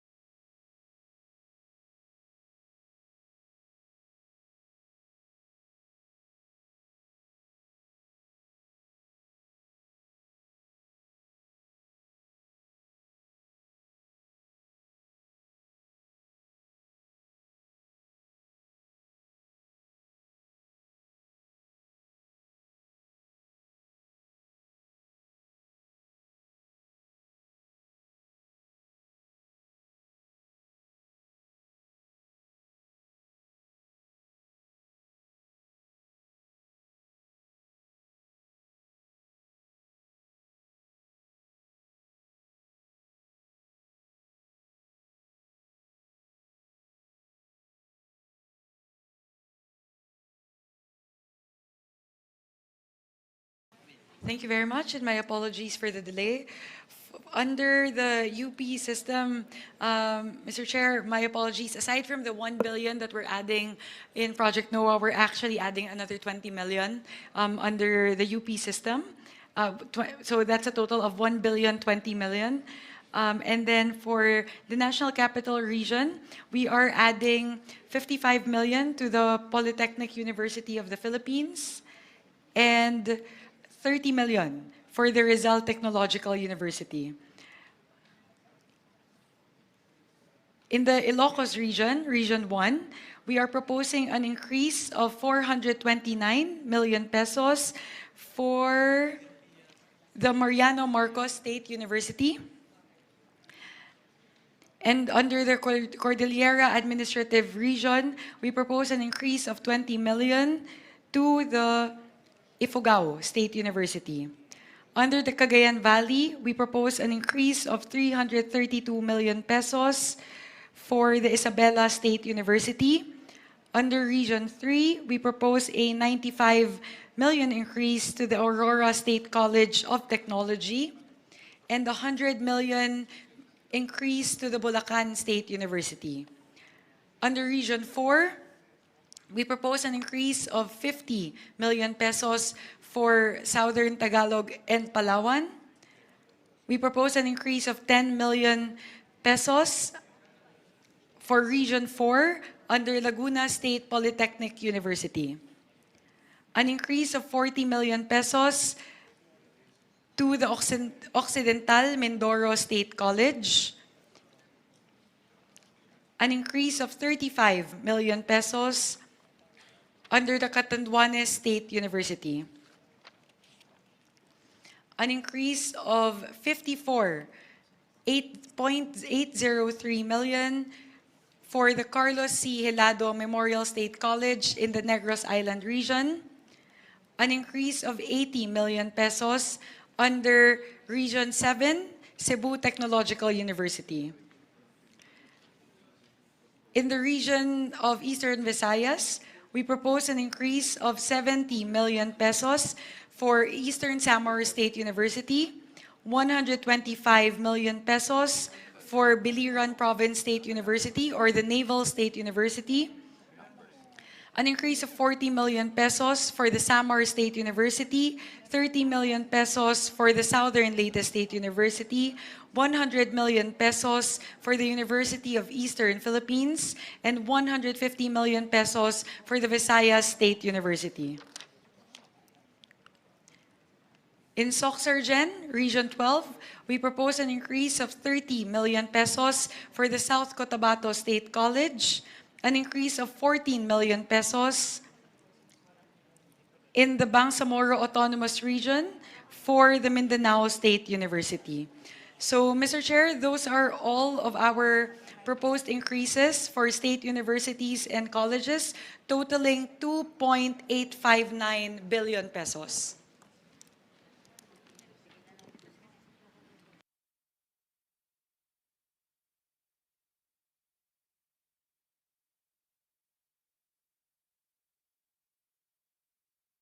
On the part of the Senate, we'll start off with the University of the Philippines dahil maraming taga-UP ho dito. Itong Senator Kiko yata taga-UP. Senator Loren din. So we'll start off with UP.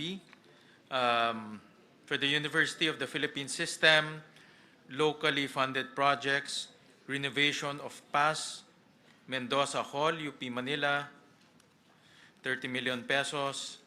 A locally funded project, treatment of X-linked dystonia Parkinson's, also known as Lubag syndrome, UPPGH, 15 million. I think this is your intervention, the Parkinson's Parkinson's project. It's a very unique, it's a rare disease only found in the island of Panay in Region 6. Yun ang request ni Dr. Gap Legaspi. This is under PGH or UP? PGH. PGH, no? Because PGH. PGH under UP. Yes. Okay. Thank you. Locally funded projects, digitalization of oral narratives, UP Visayas, 12 million pesos. Locally funded projects, scholarship programs for professional masters in tropical marine ecosystem management and professional masters in operations oceanography, PMMO, Marine Science Institute, UP Diliman, 10.9 million pesos. Locally funded projects, development and implementation of the Philippine Secondary Leavers Assessment, 2026 to 2027, 200 million pesos. Hospital Services Program,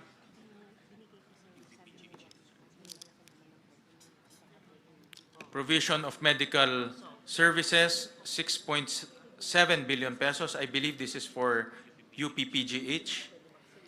Hospital Services Program, Universal Care Fund for Zero Balance Billing, 800 million pesos. UP Philippine Eye Research Institute, UP Peri, 81 million pesos.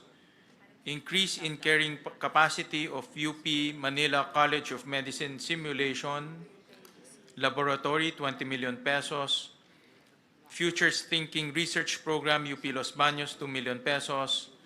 Upgrading and commissioning of the Structural Engineering Laboratory for Earthquake Engineering, Institute of Civil Engineering, UP Diliman. Ba't wala to?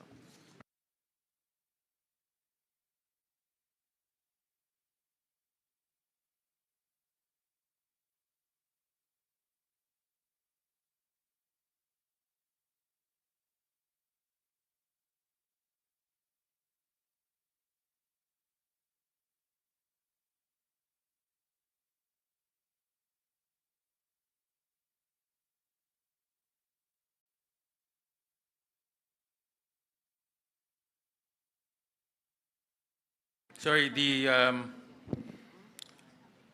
completion and commissioning of the wind tunnel facility for typhoon studies, Institute of Civil Engineering, UP Diliman, 250 million pesos.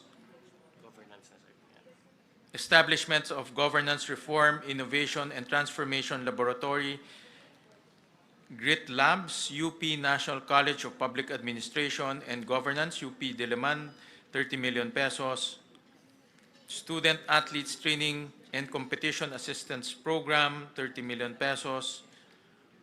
Implementation of the National Vision Screening Program, UP Manila, 10 million pesos. Integrated Mentoring and Mental Wellness Program, UP College of Medicine, Manila, 5 million pesos. Construction, rehabilitation of audiovisual room, South Road Properties Campus, UP Cebu, 21 million pesos.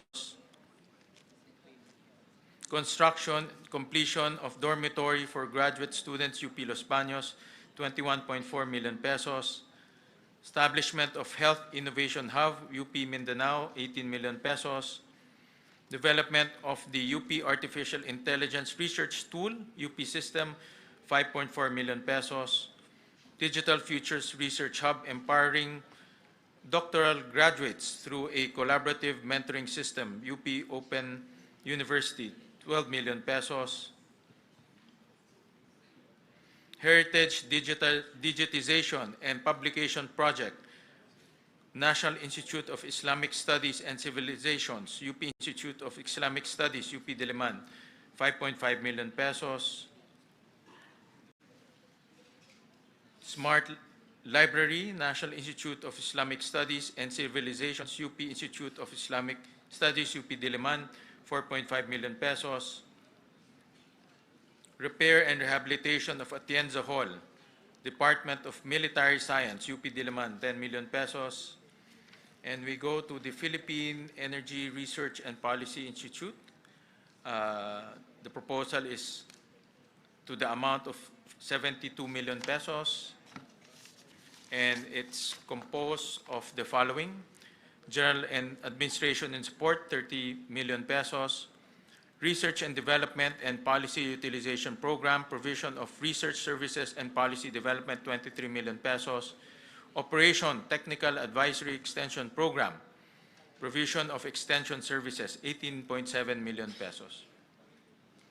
Now for the other SUCs in the National Capital Region, the Eulogio Amang Rodriguez Institute of Science and Technology, the proposal is 530 million pesos, composed of repainting of Iris building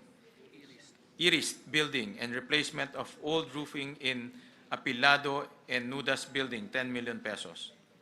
Marikina Polytechnic College to the tune of 332 million pesos, composed of rehabilitation and repair of teacher education building and laboratories, 15 million pesos. To the Philippine Normal University, 1.5 billion pesos, composed of construction of a 3-story graduate school building, PNU Mindanao Campus, 30 million pesos.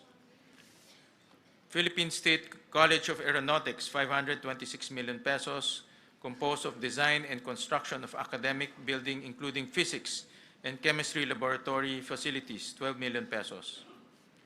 To the Polytechnic University of the Philippines, 3.7 billion pesos, composed of construction of multipurpose building, PUP Lopez Quezon Campus, 50 million pesos, construction of academic building, Phase 3, PUP Taguig, 15 million pesos, construction of multipurpose building, College of Engineering Extension building, PUP Santa Mesa, 50 million pesos.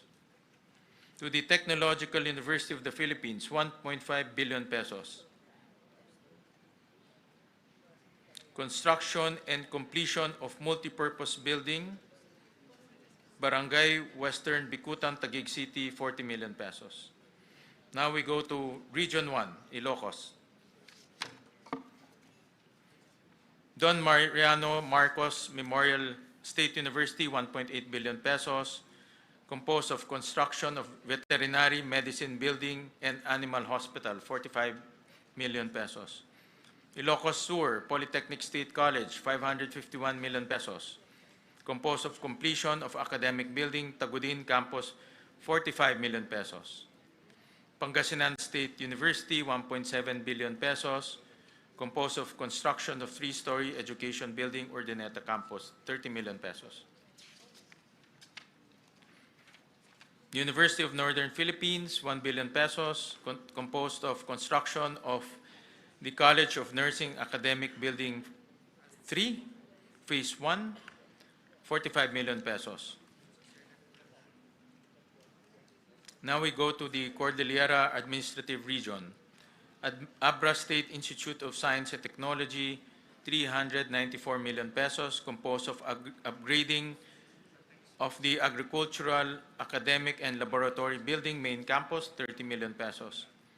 Apayao State College, 349 million pesos, composed of construction of 3-story Criminology Building, 30 million pesos.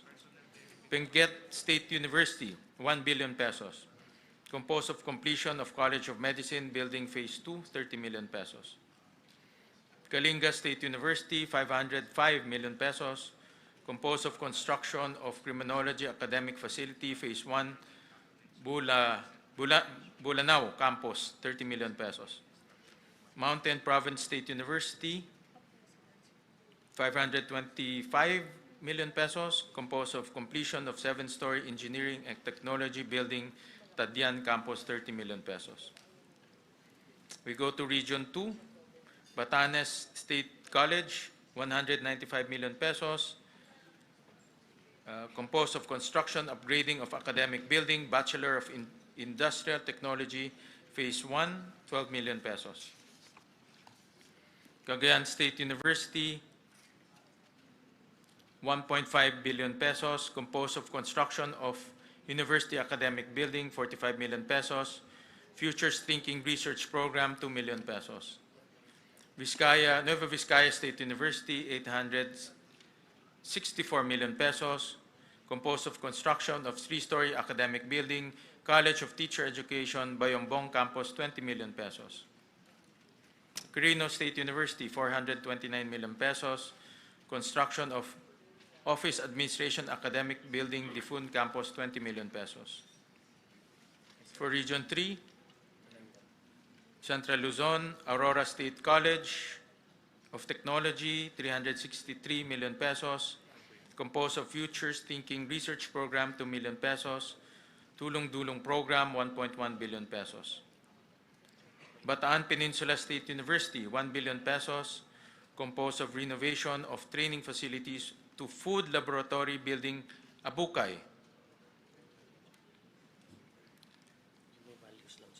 Sorry, that's I read the wrong item. Rehabilitation of and extension of 2-story academic building, Balanga, Bataan, 35 million pesos. Tulong Dulong Program, 1.1 billion pesos. Bulacan Agricultural State College, 344 million pesos, composed of construction of multipurpose academic building with solar panel and rainwater harvesting facility, 33 million pesos. Tulong Dulong Program, 1.1 billion pesos. Bulacan State University, construction of Gender and Development Building at Campus 2, Malolos, Bulacan, 60 million pesos. Tulong Dulong Program, 1.1 billion pesos.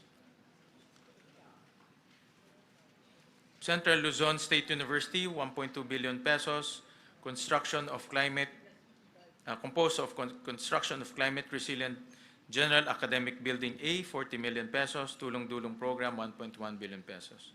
Nueva Ecija University of Science and Technology, 1.4 billion pesos.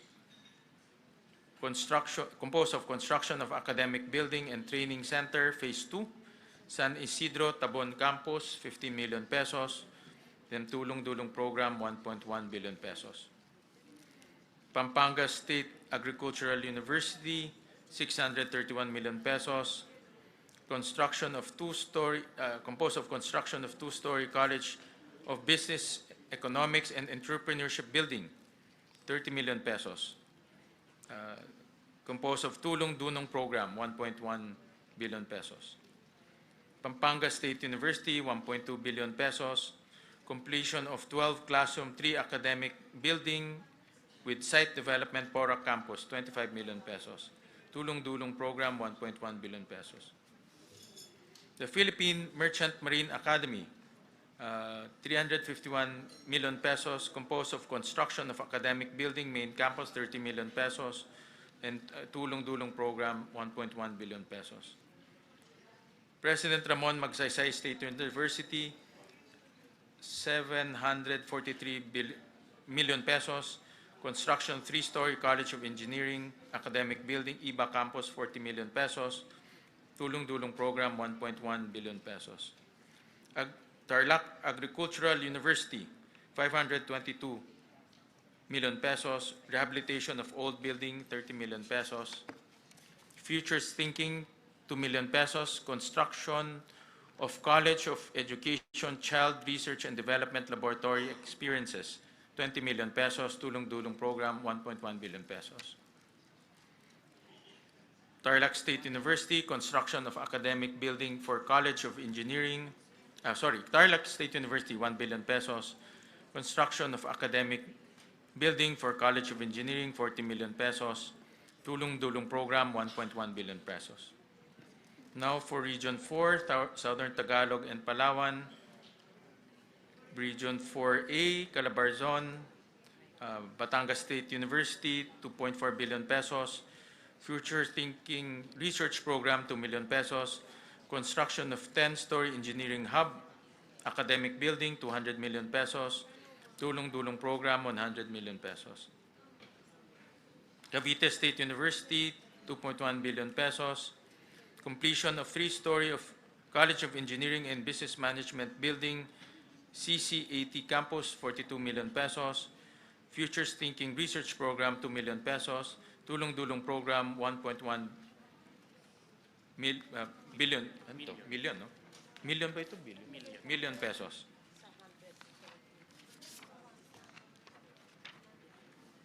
Laguna State Polytechnic College, 1.1 billion pesos. Construction of 4-story, 24-classroom academic building, 36 million pesos. Replacement of gymnasium roofing system, including sea-pouring repairs and installation, 6 million pesos. Tulong-dulong program, 1.1 million pesos. Southern Luzon State University, 761 million pesos. Tulong-dulong program, 1.1 billion pesos.